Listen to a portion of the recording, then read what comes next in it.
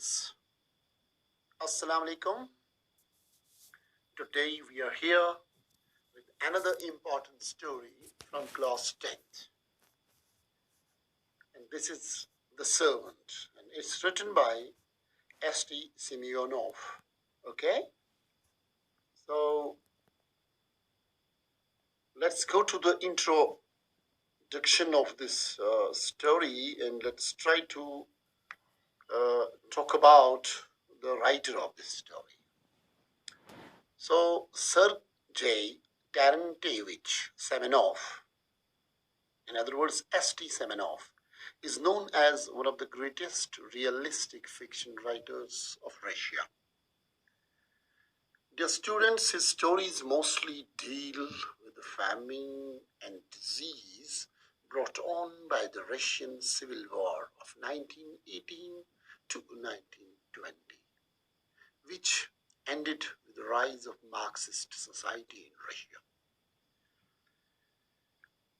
Students, The Servant is a semi-autobiographical story based on Semenov's own struggle to find odd jobs in an attempt to crawl out of poverty. So, in this story, Gerasim is in the lead role, who stands as the symbol of empathy, magnanimity, and absolute gentle nature. He is an adorable person who prefers to suffer without work and livelihood in order to ensure that the elderly couple in the story stays happy without dislocation from the decades-old assignment and shelter in Moscow. In contrast to the role of Gerasim, we have another character in this story who is known as Yegor Danelich. He's a coachman, he's Gerasim's friend, who seems to be a good worker, bossy, gets people in trouble, steals things from his boss, and acts carelessly to see people fired from their jobs, and manages favors of his master by doping him through his glib tongue. Okay?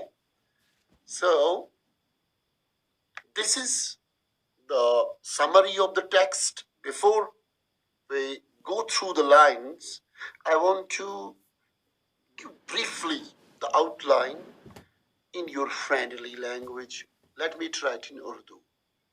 ये जो कहानी है, इस कहानी में दो अहम किरदार हैं. एक है जेरासिम, दूसरा है उसका दोस्त येगोर डेनेलिच, जो इस कहानी में बहैसियत एक कोचमैन जाना जाता है. कहानी के शुरू में हमें पता चलता है कि जेरासिम एक ऐसा लड़का है जो बचपन से ही एक बोतल वॉशर का काम करता था मॉस्को में, और बहुत सारे लोअर सर्वेंट वगैरह के काम उसने किए हैं सिटी में. लेकिन बाद में उसको अपने गांव में वापस कॉल किया गया था ताकि उसको मिलिट्री में भर्ती किया जाए, लेकिन कुछ वजूहत के बिना पे उसको सेलेक्ट नहीं किया गया. तो जेरासिम, जो कि गांव की जिंदगी पसंद नहीं करता था, सारी जिंदगी उसने शहर में गुजारी थी, तो वो वापस शहर की तरफ रुख करता है. वहां अपने दोस्तों और रिश्तेदारों के साथ रहता है, काम की तलाश में निकलता है, लेकिन बिल्कुल उसे काम नहीं मिलता. पुराने अपने मालिक के पास जाता है तो उसने ऑलरेडी किसी बंदे को रखा है, इसको नहीं लेता. तो बेचारा जेरासिम मारा मारा फिरता है कि उसे कहीं काम मिले. नहीं मिलता है तो अल्टीमेटली उसे याद आती है एक दोस्त की, जिसका नाम होता है येगोर डेनेलिच, जिसकी मैंने बात की. तो बहरहाल जेरासिम उसके पास चला जाता है, उससे कहता है कि भाई मेरे साथ ये मसला है, काम नहीं है मेरे पास, भूखा हूँ, प्यासा हूँ, घर नहीं है, कुछ नहीं है. तो बहरहाल येगोर पहले अपनी बहुत सारी तारीफ करता है और ये कहता है कि मैं भी अगर घर चला जाऊं तो मेरा मालिक किसी और को नहीं रखेगा, वो मुझे इतना चाहता है, तो आपको ऐसे क्यों हुआ. तो थोड़ा बहुत लुक डाउन करता है जेरासिम को, लेकिन अल्टीमेटली वो जेरासिम के साथ प्रॉमिस करता है कि मैं आपको जॉब यहाँ पे दिला दूंगा.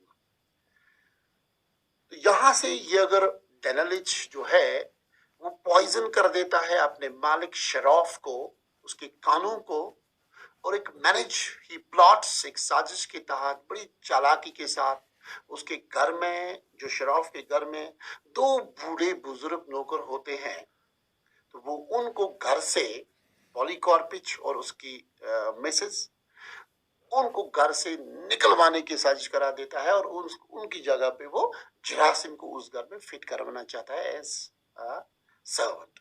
तो अगले दिन जब जरासिम आता है तो येगोर उसको बोलता है कि आपको जॉब मिल गया है। इस तरह ये 2 लोगों का, तो येगोर जरासिम बड़ा खुश होता है कि उसे जॉब मिल गया। जाते जाते उसे बड़ा दिल चाहता है, वो ईगर हो जाता है, बेकरार होता है कि मैं अपना नया जो यहाँ पे शेल्टर मुझे मिला है, जो मेरा छोटा सा कमरा या जो हट मुझे दी गई है रहने के लिए, और जो मेरा काम है, मैं जरा उस हट को देखूं जहाँ मुझे यहाँ इस घर में रहना है एज जब मैं यहाँ पे काम शुरू करूं। तो चुपके से जब वो चला जाता है तो खिड़की से वो अंदर से उसको थोड़ा सा रोने की, सिसकने की आवाज आती है। वो रुकता है तो अंदर से 2 लोग यानी पॉलीकॉर्पिच और उसकी जो मिसेस है वो बात करते हैं। वो बहुत रोते हैं और कहते हैं कि हम इस बुढ़ापे में अब भीख भी नहीं मांग सकते, कहाँ जाएं। इस मालिक ने हमें, जो येगोर डेनालिच है, उसके कहने पे घर से निकाल दिया, जबकि येगोर जो है खुद चोर है, मालिक को धोखा देता है, सब कुछ। तो पॉलीकॉर्पिच की बीवी उसको बोलते हैं, पॉलीकॉर्पिच को, कि भाई मैं सारी बातें जो है वो शराफ को बता दूंगी कि आपका ये जो नौकर है येगोर, ये कितना झूठा, मकार और बेईमान है। लेकिन पॉलीकॉर्पिच बड़ा ही जेंटल बंदा होता है, वो उसको कहता है नहीं ऐसा नहीं करेंगे। लेकिन बीच में बैकग्राउंड में क्या होता है कि जरासिम ये सारी बातें सुनता है। वो बड़ा ही नेक जेंटल किस्म का इंसान है। उसके दिल को जैसे डैगर्स, छुरियां उसके दिल पे चलती हैं। वो ये सब कुछ टॉलरेट नहीं कर पाता है कि मेरे यहाँ जॉब लेने से एक बुजुर्ग और उसकी वाइफ को घर छोड़ के सड़क पे आना पड़ेगा, मैं इसको बर्दाश्त नहीं कर सकता। इसलिए वो जॉब छोड़ जाता है, रिफ्यूज करता है, और इसी तरह पसंद करता है कि वर्क लेस ही रहूं, ठोकरें खाऊं, लेकिन किसी की रिजिक को छीनना नहीं चाहता है। तो इस तरह ये स्टोरी खत्म होती है। और ये जो येगोर डेनालिच है, ये मान लीजिए कि बिल्कुल कंट्रास्टिंग 2 आपको यहाँ पे कैरेक्टर्स मिलते हैं, जो दोनों एक ही गांव से आए हैं, जरासिम और येगोर डेनालिच। जरासिम एक फरिश्ता जैसा बंदा है, लेकिन Yegor Denalich is all together opposite of the coin. वो शैतानी क्वालिटीज उसमें सब है। तो इस तरह ये स्टोरी खत्म होती है। तो चलिए